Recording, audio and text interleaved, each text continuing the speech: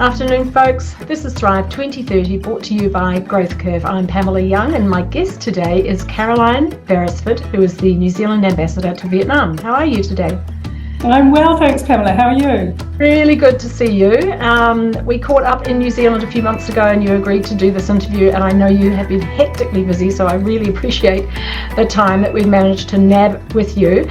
So we're going to talk firstly a little bit about you and your career, because I find that so fascinating, but I know people listening want to dive into the conversation around what's happening in Vietnam and how are the things that are going on in the region and the world impacting on business, and how ambassadors and high commissions and trade commissioners and so forth can support people in their business ventures there. But let's start with you and your career. This is not your first post, is it?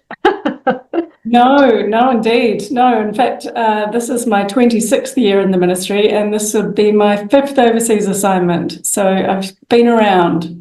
You have been around. Now, not everybody has a whole career, in this role. Sometimes they step into it late in their career and they do a couple towards the end of their journey. But can you just share with the audience what it's like to be a career ambassador and to have to switch from country to country? Which countries have you worked in, and how does that impact on you, yourself personally, and your family?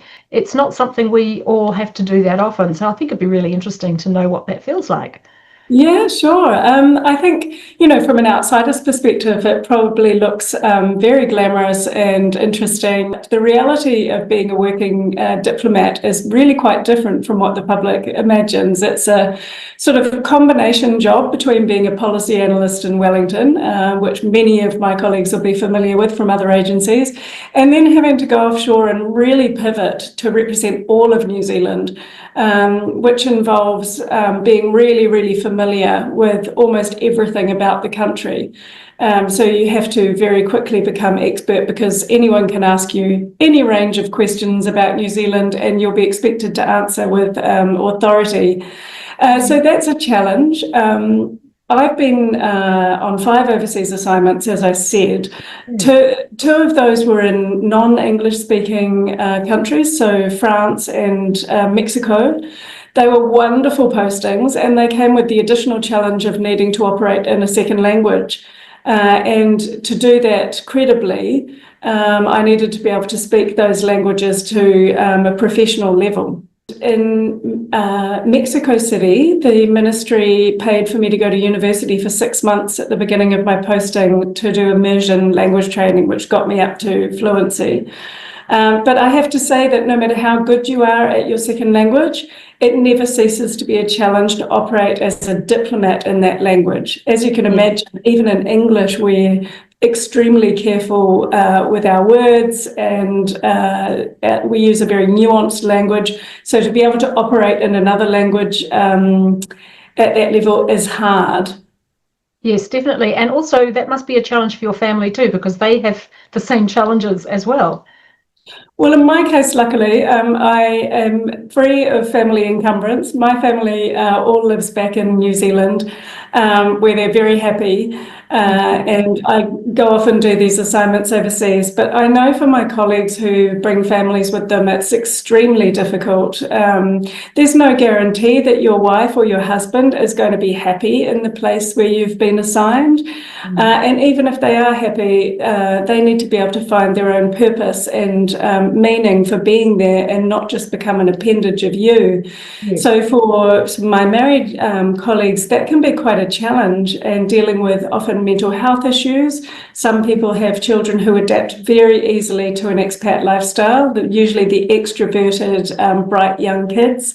But for a child that's a little bit more introverted or reticent, it can be really destabilizing and really challenging. And so as a diplomat, you're not just dealing with some of the big challenges of the day that you're being tasked with by the New Zealand government, but you're also trying to manage the happiness and well-being of a family. Yes. Yeah, so when you arrived in Vietnam so you did Mexico, France, and what other two did you do before coming to Vietnam? So my first one was Canberra. That was a short 1-year stint. Not much cultural difference there, I have to say. My second was Paris. My third was Mexico City, and my fourth was Washington, DC. That's right. And Vietnam is my fifth. Yes, so coming into Vietnam, even though there's a lot of English spoken there, I guess you need to know a little bit of Vietnamese, and definitely the cultural adjustments would have been much bigger, perhaps, than it might have been in France and Washington for sure. So how did you adapt? How did you find the challenge when you first arrived? Well, it was a real shock to the system, I'm not going to lie. I hadn't served in Southeast Asia before, or even in Asia.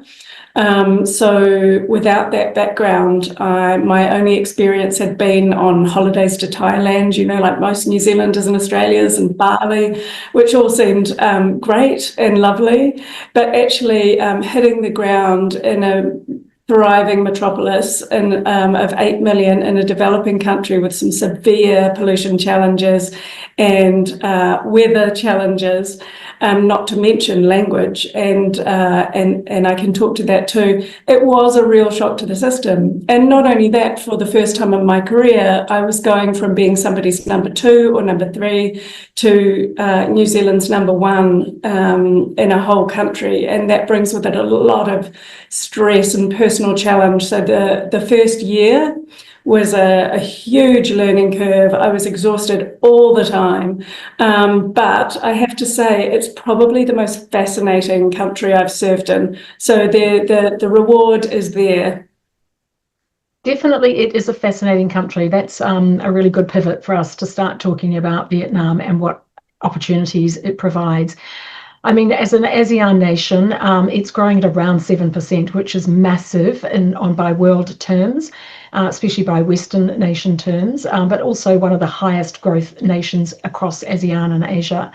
It's also quite a big population, over 100 million, isn't it? And a large proportion, near 50% of that, is age 35 and under. So really big youthful population and developing really rapidly. I mean, the 2 major cities are quite thriving and very modern and offering great opportunities for businesses that want to use it as a hub for Asia. But then you've got this massive rural sector as well. So let's just talk a little bit about the challenges there because of that diversity that I've just described before we get into the detail of the relationship between Vietnam and New Zealand. So how would you describe to people that don't know Vietnam what to expect when they come there to do business? Yes, gosh. I mean, that is the essential question for New Zealanders and Australians at the moment. Our businesses have spent decades learning the language of China, doing business with China and becoming literate in that market. And that's served us very, very well. But as the world moves on and as Southeast Asia continues to grow, to be able to extract the opportunity here for our own economies, New Zealand businesses are going to need to invest in becoming Vietnam literate.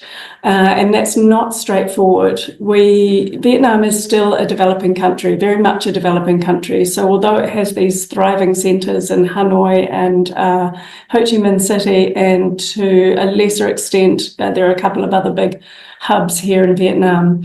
Outside of those, people coming here will find it all of the quirks and challenges of operating in a very much developing country, and one that's been a bit constrained by its public service in recent decades. It's the story of most countries' development trajectory.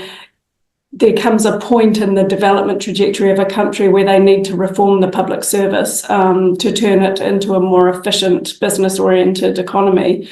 And Vietnam, luckily, embraced that idea some time back and has now, over the last 12 months, with a new leader in place, really started to drive those projects forward. So the last 12 months in Vietnam has seen really transformational change, which is designed to make Vietnam's business environment more friendly to foreign investors and foreign companies trading here. So we're poised to take advantage of that, but while it's playing out, there is a little bit of disruption and uncertainty going on. So this year alone, they have streamlined their provincial government from 63 provinces to 34. So you can imagine the scale of that kind of reform. It's massive, and it's been done at breakneck speed. It's a really, really positive move because it's taken out a whole tier of local government, so a whole tier of the decision-making chain when you're looking to invest or become involved in a business in one of those provinces. It also is expected to have an impact on the competition that provinces were previously in for infrastructure projects. Mm-hmm. So Vietnam's going to need to fuel its growth if it wants to maintain current levels by huge investments in national infrastructure, and it's doing that. It's most economists in Vietnam watchers would say Vietnam right now is doing all of the things it needs to do to get through the middle income trap and sustain its growth into the future.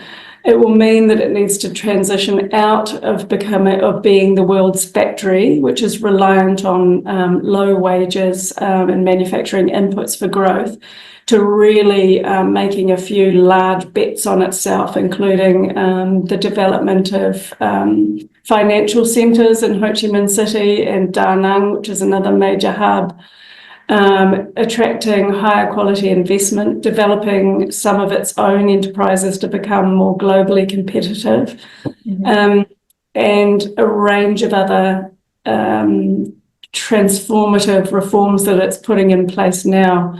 So the challenges for businesses at the moment is primarily with that disruption causing a little bit of uncertainty and waiting to see how some of these reforms play out and the impact of those on foreign companies operating here. Mm. Very, very timely, isn't it, with those reforms, because Vietnam has been known to be quite challenging to set up because of the non-trade barriers, I suppose, the sort of restrictions and rules and regulations. So really great to hear about the transformation and the removal of those layers in local government. That's got to help. But it's early days, isn't it? So I do hear from people who have businesses there that while it's getting better, it's still, those challenges are still need to be ironed out. The pace of change obviously is really frenetic, and how is that upsetting or impacting on local businesses and their response to their local changes that are going on? Well, the reform program has been really positively received by the domestic business community here. It's responding to complaints that they've had about the bureaucracy and the opaque regulatory system and unnecessary licensing, et cetera, that they've had for decades. And so it's fueled a sort of wave of optimism and confidence in the business community here that you can really feel. But in the middle of all that landed the US tariff on Vietnam, which was at one point the highest of any country, I think, in the world. What was it, or 54? It started at 46. And they've got it down at the moment. They're talking about 20. They're currently being tariffed at 20, but they're still in discussion. They haven't signed an agreement yet. But it's really put a spanner in the works for what they're trying to achieve. They have these huge development ambitions, and they looked on track to achieve them. But they are highly dependent on trade with the United States, and so a tariff of 46% would have been devastating. A tariff of 20% is not ideal either, but they can probably manage through that. Yes. Probably, I have no inside information on this, but I imagine that the ongoing talks will be discussing things like whether or not Vietnam could carve out some products from the tariff list. I think the United States has been pretty clear from early on that it's not going to be in the business of producing clothes and footwear. So you'd hope to see some of those things removed from the tariff, but we'll have to wait and see for that. Yes, what the fine detail is going to look like when they get down to sectors and different industries. I think perhaps if we turn our minds now to the new comprehensive strategic agreement between Vietnam and New Zealand, because that kind of highlights some industries which are more attractive for building relationships across Vietnam and New Zealand, and I guess the same would apply to our neighbours in Australia. what were the key points of that escalation? Because the comprehensive strategic agreement, I understand, was a notch up from the previous agreement to strengthen those relationships and open up the trade between the two nations. Can we just talk about what were the main features of that agreement from March or February this year? Yeah, of course. Yeah, it's of course the big project that I've been working on here, and my colleagues back in Wellington as well have been very busy with this year. It had its inception in New Zealand's foreign policy reset, which you'll recall when the current government was elected, they came in with strong commitment to lifting our relationships in parts of the world, including Southeast Asia. And within Southeast Asia, it identified Vietnam as one of its top priorities. So that has shifted the focus of all the work that we do, and that we do in Wellington on Vietnam and that we do in Hanoi on Vietnam. And from that project sprang the Comprehensive Strategic Partnership. It's a little it's a little opaque, I guess, to the outsider, but in the sort of complex layer cake of Vietnamese diplomatic accounting, the Comprehensive Strategic Partnership signals that you are in the very top tier of its priority relationships. And that is exactly where we wanted to be, because that is where Vietnam features for New Zealand. So to have the joint commitment means that any project that you're advocating for increasing cooperation on, from strategic right down to trade, receives some more priority focus than it would have had previously. We met with no resistance in Hanoi, it has to be said, for this relationship upgrade, none. And that's really due to decades of very clever, I would say, investment by my predecessors in this relationship. So New Zealand for 50 years has been very invested in Vietnam's development journey. And so when New Zealanders are asking themselves why we spend money overseas helping other countries to develop, you could say in a sense that where our relationship is with this thriving Southeast Asian nation today is due to the investments that we made then. Vietnam has a very, very long memory, and I still get reminded when I meet with ministers here and leaders that New Zealand was one of the only countries to provide English language training to Vietnam while it was still under the post-war US embargo. They don't forget those things. And now we are reaping the rewards of those. So the detail of the agreement, it's very broad in the way that it's been articulated by leaders. And the job of us as bureaucrats is to fill in the gaps. So we've spent the whole year negotiating with Vietnam what to put into this agreement. It's very likely to have the same focus areas that we've had previously. So you've got your sort of defence and security, the climate change and environment, the trade and economic and political, people-to-people links. And under each of those pillars, we'll have a whole series of activities and activations that are all fundamentally designed to tighten the threads of our relationship. So if you think of it like a high quality bed linen, it's you're looking for the highest possible thread count, the strongest cotton, the best quality finish. And by doing that, yeah, your sheets will last you, they should last you a lifetime, and they should get you through a hard wash.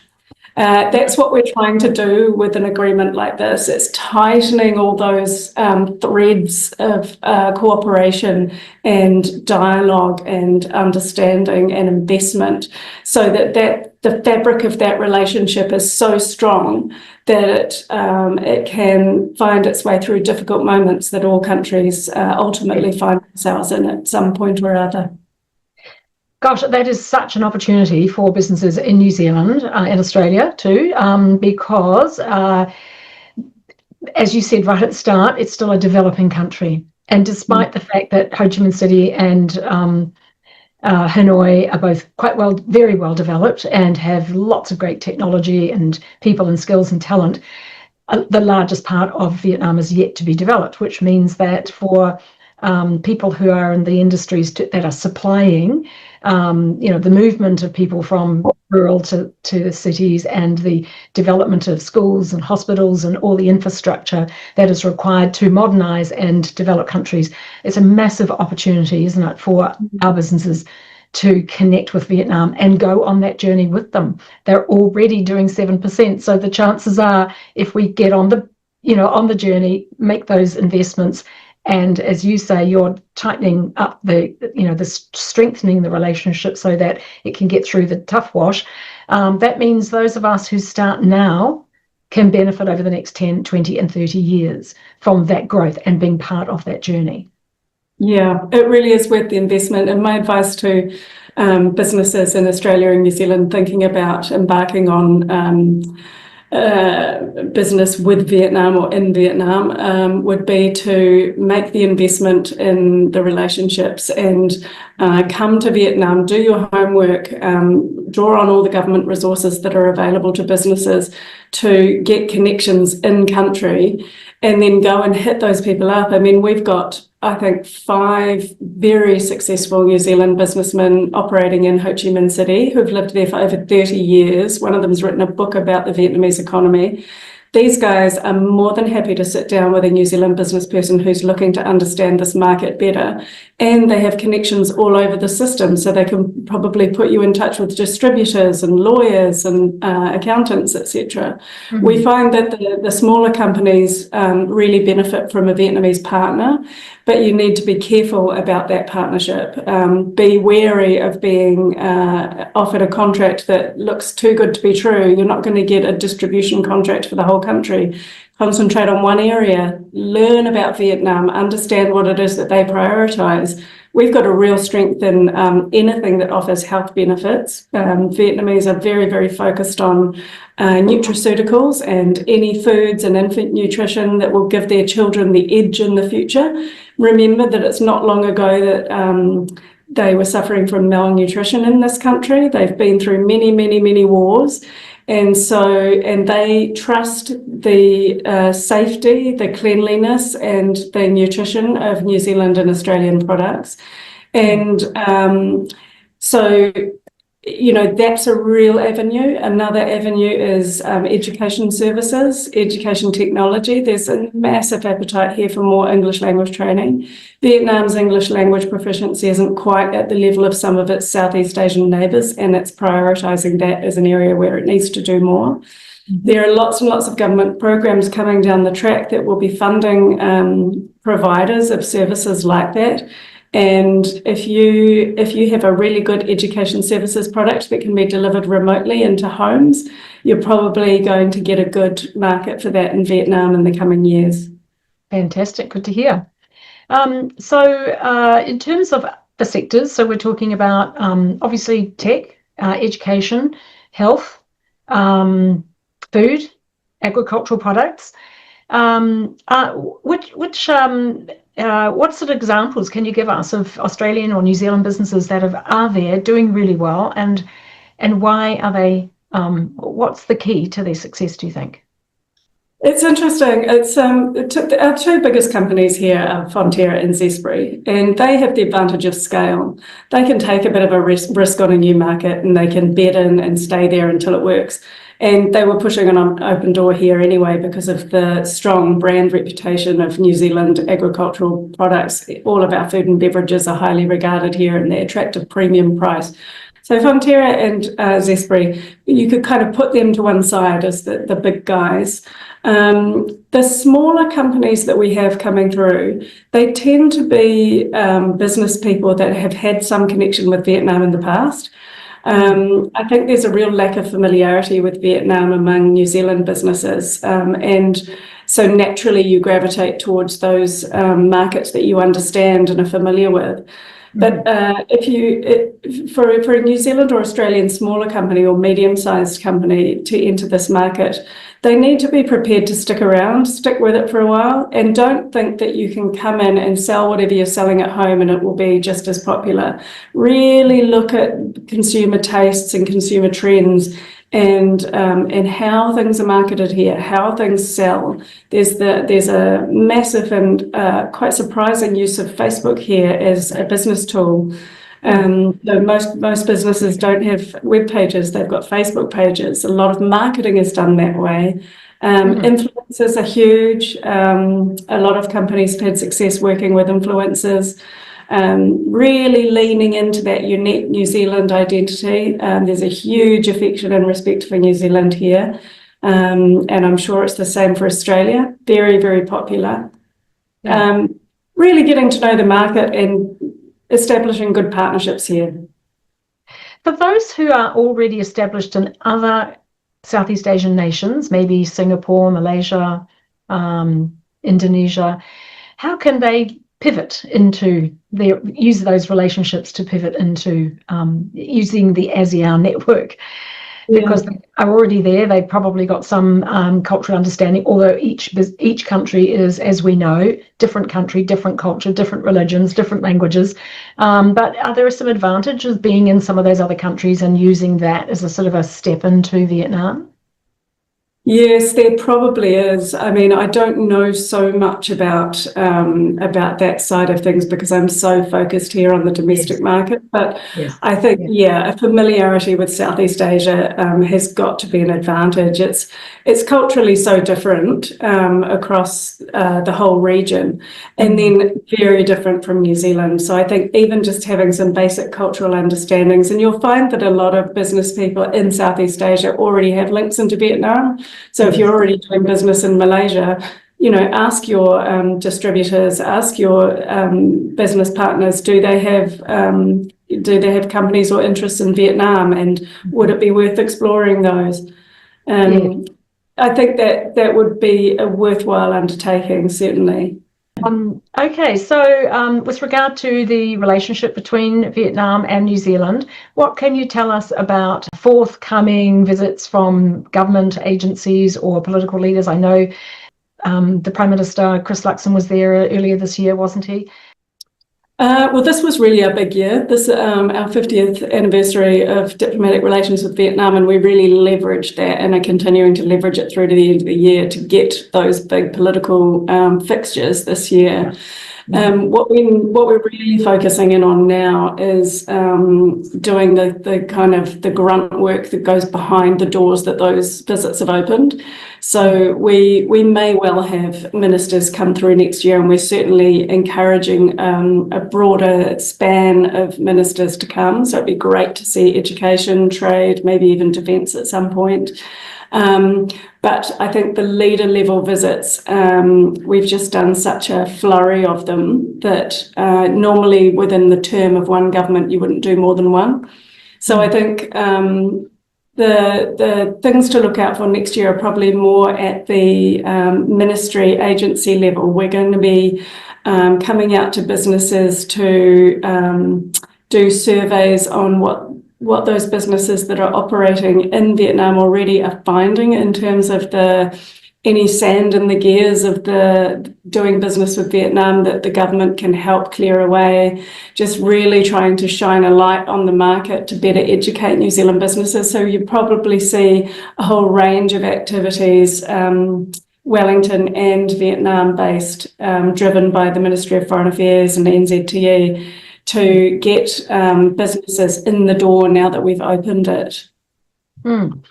What does your organisation do to help people who come up? Do you have support services within your team? Yeah, we do quite a lot, and we're growing next year. We're bringing on an extra diplomatic role here covering trade and economic. The job of the Foreign Ministry in Wellington is more to do with rules, trade rules. So we work really hard to advocate for liberalised trade rules, and so it's sort of very policy focused, and I do quite a bit of that here in Hanoi. But we also support New Zealand businesses whenever they ask us to. So last night, I was at a distributor appreciation event that had a small company called Dad and Me that was present at, and they were in country to develop their connections with distributors in Hanoi for an infant formula. And they just got out of the blue and asked if I would come and say a few words about New Zealand and the value of New Zealand products and our sort of clean, sustainable, fresh nutritious food and beverage offerings. And I went along and did that last night, gave a speech and gave a couple of media interviews in the margins. I'm always very happy to do that kind of thing, as are my colleagues. And I find myself at those events quite often. I also do a lot of advocacy for education services. It's one of our big offerings, very, very high value offering for Vietnamese families. Universities or other education? University? So the whole range. So it spans high schools. Vietnamese kids go to New Zealand high schools quite often, and then they'll go on to universities. We also have scholarships programs, so I do a lot of advocacy for those. But full fee paying students are obviously a real attraction for New Zealand Education Institute. So I do a lot of advocacy there as well. Exciting. Can I ask you a quirky question? Getting off the topic of trade, it's one of the craziest things you've been asked to do as an ambassador, either in Vietnam or any of your other posts. What would be sort of, one of the things where you just thought, whoa, I wasn't expecting that? God, about the flavour of, the surprises that you get in your role as ambassador. I mean, there's a lot of surprise speeches. Okay. I wouldn't call that crazy. That's BAU. So you turn up to somewhere being told that you're an audience member, and turns out you're the keynote speaker. So and you were not, no preparation required. No preparation. So I have an emergency speech up my sleeve that I can whip out. But I mean, not so much crazy, but amazing experiences, I would say, are things like going around the rural areas of Guadalajara in Mexico, having lunch in an avocado farm high up on a ranch with these real Mexican cowboy types, talking about avocado production and export. You just sort of sometimes find yourself in the middle of nowhere and just think, wow, who would have thought I would end up here? So not so much crazy, but incredible. Unexpected, incredible experiences. Yeah, you find yourself in this job all over the world, in the strangest places. Often doing unexpected things. It's always fascinating. I think that's what keeps you hanging in. It is hard. It is a hard career, and I wouldn't pretend otherwise to a young person thinking about getting into it. But you can be sure that you will be stimulated intellectually your entire life, and there is so much about this career that's a gift. If you think you've got the resilience and you've got the curiosity, it's a wonderful life. Mm-hmm. I do have a young friend in Sydney, actually, who is planning on an international career with the Australian one of the ministries, and he's, I think, just finishing his honours year, and from the very outset he had it set in his mind that he was going to be a diplomat at some stage, and I think he'd make a wonderful diplomat. But good to hear from you. Pass on to him the expectations, because as you said at the very start, it sounds like a wonderfully glamorous career, but it does have very clear challenges, and you do need to be right at the forefront of everything so that you can answer any question from anybody about anything. So that really puts the pressure on you to stay up to date, stay current, get to know what's going on. And as you say, that avocado experience in Mexico brought to my mind an experience I had in Singapore when I first arrived there in the 90s.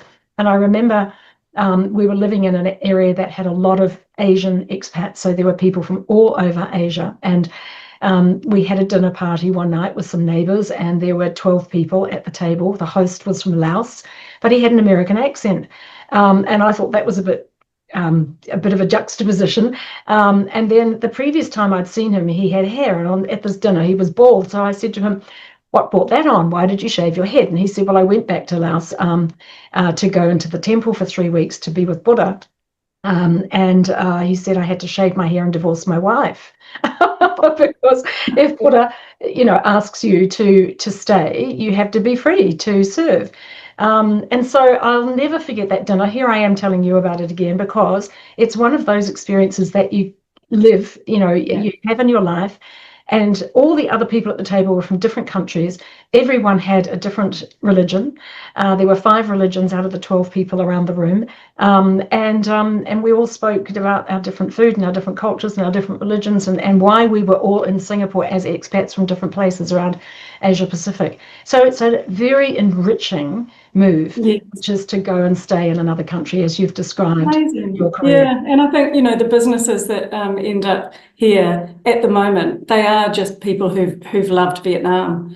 They've spent time here when they were younger, or they live here now, they're married to a Vietnamese, and they just love it, and so they want those connections. Yes, I've interviewed some people in Vietnam who've been there for, from Australia or other parts of Asia Pacific for years, like 20 years. Yeah. And I just wondered, why are you still there after 20 years? And it was the enrichment of the career and the people. And once you get into it, it's really hard to step away from it. So now there's one question I ask everybody at the end of the interview, which is you're unprepared for. So I'll give you a minute to think about the answer. But if you found yourself as a leader or a chief executive or a president of the world at some future time, what would you put on the agenda to address in the first 100 days?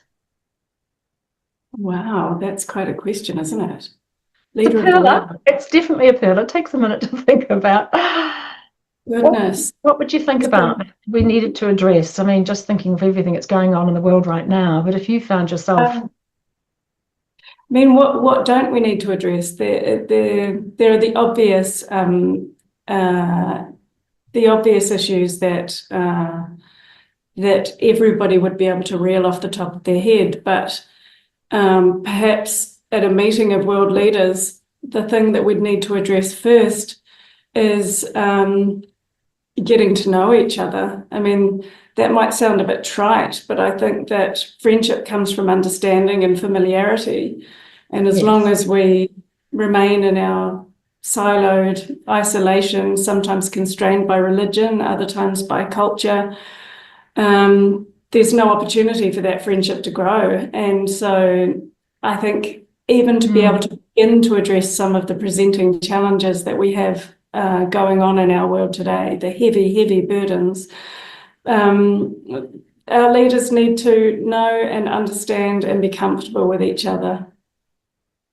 I love that answer. That's very insightful, Caroline. Thank you. I thought you were going to say solve the wars and ask for peace, but what your answer is much more.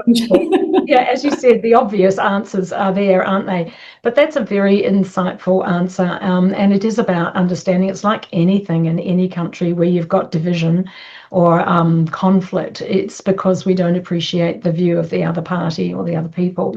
And the closer you can get to them, the more you start to, understand the difference and become more accepting, and therefore diversity and inclusion becomes easier. And as soon as you get that understanding, the conversations become much more enriching, don't they? Because instead of being on two camps, you're starting to work together. So that's a really insightful answer. And I guess you get that because of your role and you've worked across many parts of the world. And as you move from one country to the next, you have a whole new perspective on the world, don't you?